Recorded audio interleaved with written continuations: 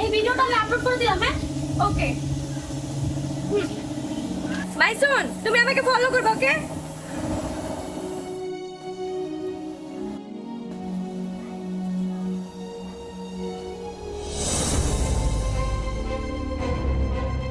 আরে আন্টি, কি হয়েছে আপনার?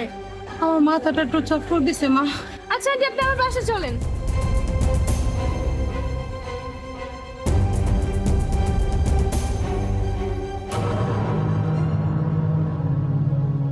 মা, তোর সাথে উনি কেডা? বাবা, আমি আসার পথে দেখি আন্টিটা মাথা ঘুরে রাস্তায় পড়ে গেছে, তো আমি আমার সাথে নিয়ে আসলাম, একটু রেস্ট নিয়ে তারপর চলে যাব। ওনারা আমাদের বাসায় নিয়ে আসছো, ওনার কই বসতে দিব? আচ্ছা, আমি একটা টুল নিয়েই।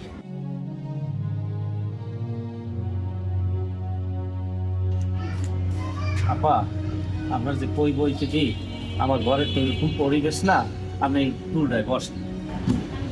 আন্টি বসেন। আন্টি, আপনি একটু বসেন, আমি আপনার জন্য পানি নিয়ে আসি।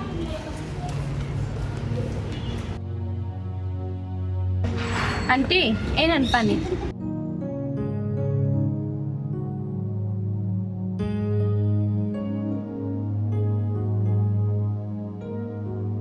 নাও মা। ভাইজান, আপনার মেয়ের দেখে মনে হয় না ওই পরিবেশে বড় হইছে। ম্যাডাম, একসময় আমরা এই পরিবেশে ছিলাম না। আমার অনেক বড় ব্যবসা ছিল। ও অনেক ছোট থাকতে ওর মা মারা গেছে। ওর কেয়ার নিতে যাইয়া আমার সব ব্যবসা বাণিজ্য নষ্ট হয়ে গেছে। তারপরও ওর আমি উচ্চ শিক্ষিত করাইছি। ও MA পাস, এখন ক্যারাটি এবং ড্যান্স মাস্টার। ওখান থেকে যা উপার্জন হয় আমাদের দুইজনের কোনো মতে চলতেছে। ওর একটা ভালো জায়গায় বিয়েও দিতে পারতেছি না। ভাইজান, আপনি যদি কিছু মনে না করেন তাহলে আমি একটা কথা বলি। বলেন ম্যাডাম। আপনার মেয়েটার আমার দিবেন? পরে আমার খুব পছন্দ হয়েছে, পরে আমি ছেলের বউ করে নিতে চাই। কি বলেন ম্যাডাম? এত কিছু জানার পরেও আমার মেয়ের আপনার বাড়ির ছেলের বউ করতে চান? ভাইজান, তবে আমার একটা শর্ত আছে। কি শর্ত ম্যাডাম? আমার তো দেওয়ার মতন কিছুই নাই। না না, আমার টাকা পয়সা কিচ্ছু লাগবে না। আপনার মেয়ে যে এত কিছু জানে, আমার ছেলে যেটা জানতে না পারে। আচ্ছা ঠিক আছে ম্যাডাম। তাহলে ভাইজান, আগামী সপ্তাহে আপনার মেয়েরে আমার বাড়ির বউ করে নিয়ে যেতে চাই। আচ্ছা ম্যাডাম। তাহলে ভাইজান, আমি আজকে আসি। আসসালামু আলাইকুম। ওয়ালাইকুম আসসালাম। মা, তুমি তো ম্যাডামের আগাই দিয়ে আসো। আচ্ছা ঠিক আছে বাবা। আন্টি, আসুন। হাসান, হাসান, এদিকে আয় তো বাবা। মা ডাকছো? বাবা, বস তুই মার পাশে। মা কি বলবা বলো। বাবা শোন, তোর জন্য আমি একটা মেয়ে দেখছি। মেয়েটা অল্প শিক্ষিত, ক্লাস 5 পর্যন্তই পড়ছে। মেয়েটা আমার অনেক পছন্দ হয়েছে, খুবই সরল সোজা, গরিব ফ্যামিলির মেয়ে। আমি চাই আগামী সপ্তাহে মেয়ের সাথে তোর বিয়ে দিব। মা, আমি তো এরকম একটা কম শিক্ষিত মেয়ে করছিলাম। আর যেহেতু তোমার মেয়েটা পছন্দ হয়েছে, তাহলে তুমি যেটা ভালো মনে করো সেটাই করো। আচ্ছা ঠিক আছে বাবা, তাহলে যা।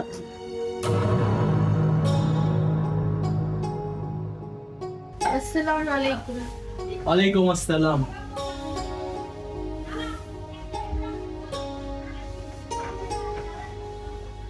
দেখি আমার বোর মুখটা।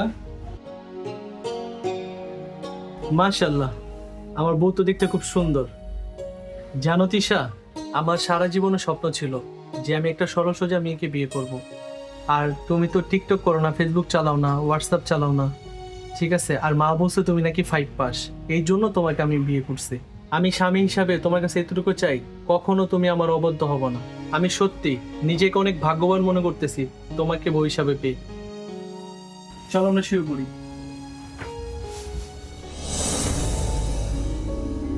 আরে বন্ধু, কি অবস্থা? কেমন আছো? আরে বন্ধু, তুই ভালো আছোস? এই তো আলহামদুলিল্লাহ ভালো আছি। যাক, আশ্বাস ভালো হয়েছে। দুপুরে কিন্তু লাঞ্চ করে যাবি। আচ্ছা ঠিক আছে। আরে বন্ধু, তুই বিয়ে করলি হঠাৎ করে, আমাকে ঘরে দাওয়াত তো দিলি না, ভাবির সাথে তো পরিচয় করাই দিবি। আরে হঠাৎ করে মা আমার বিয়ে ঠিক করে ফেলছে, এই জন্য কাউরে বলতে পারিনি। আচ্ছা তুই বল, তোর ভাবির সাথে পরিচয় করে দিই। তিশা, তিশা একটু এদিকে আসো তো। আসসালামু আলাইকুম। ওয়ালাইকুম আসসালাম। তিশা বসো। আরে তুমি লজ্জা পেও না, এটা আমার ছোটবেলার বন্ধু। আর জাহিদ, এইটা তোর ভাবি। মাশাআল্লাহ, ভাবি দেখতে অনেক সুন্দর। কিন্তু কই জানি দেখছি দেখছি মনে হয়। কিরে, কি ভাবতেছো? আরে না, তেমন কিছু না বন্ধু, আমার একটা জরুরি কাজ পড়ে গেছে, তো এখন আজকের জন্য আমি উঠি। আয় লাঞ্চ করে যাবি না? ভাইয়া খাবার খেয়ে যান। না ভাবি, আজকে আসি।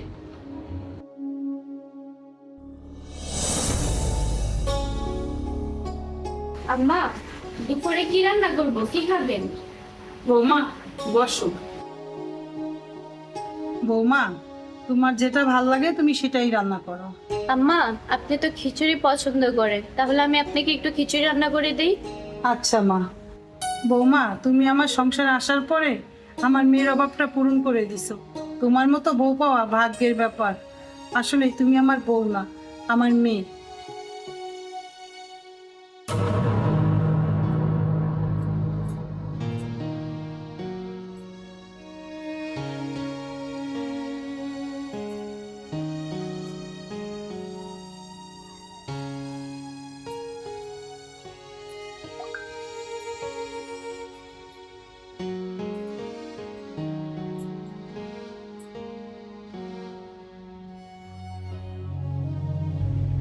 আচ্ছা আজকে কি রান্না করব, তুমি কি খাবা বলো?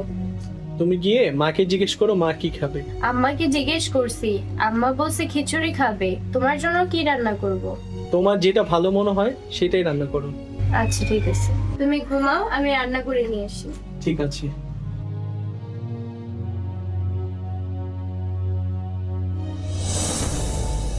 কি ব্যাপার, তাড়াতাড়ি আসো। কি একটা বিয়া করছি, হাঁটতেই পারে না।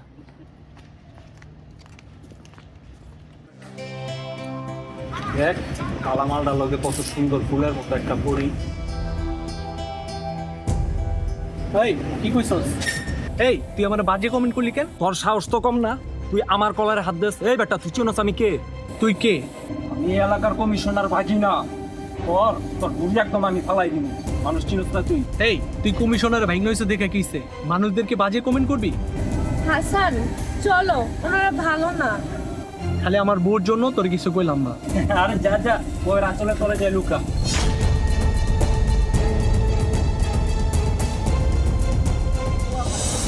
যাক, তোমাকে আজকে খুব সুন্দর লাগতেছে।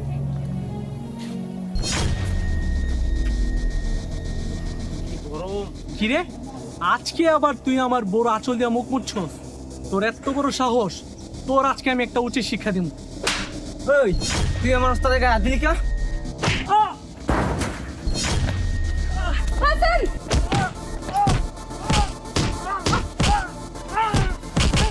আজকে তোদের খবর আছে।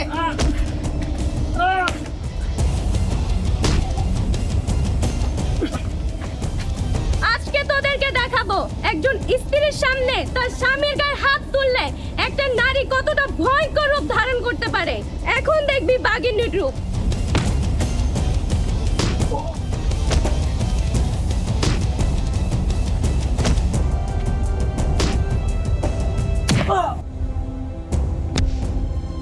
এই চল চল, আসলে এটা একটা বাঘিনী। হাসান ওঠো, ওরা চলে গেছে, এখন আর কোনো ভয় নেই। চলো।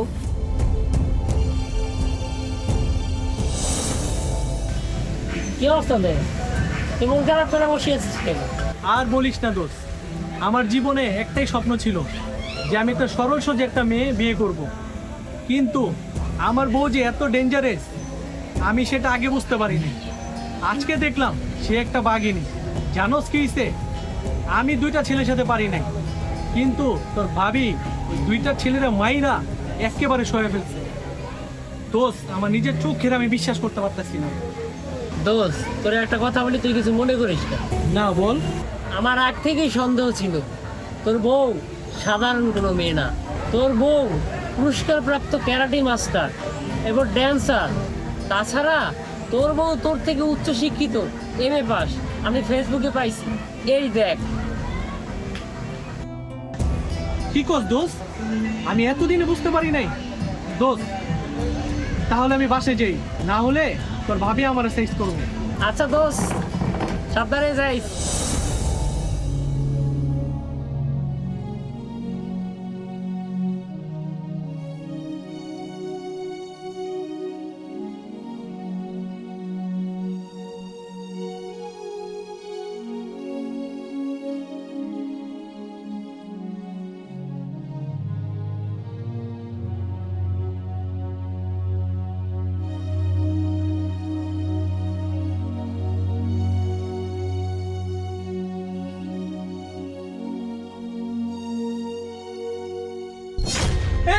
আমাকে মেরো না প্লিজ, আমাকে মেরো না।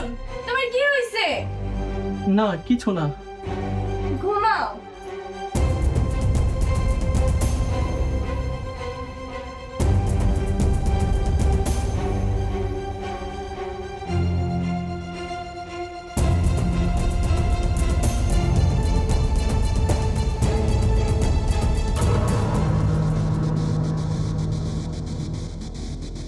মনির মিয়া, হ্যাঁ মনির মিয়া, ওই দিকে আসেন, বেরোন।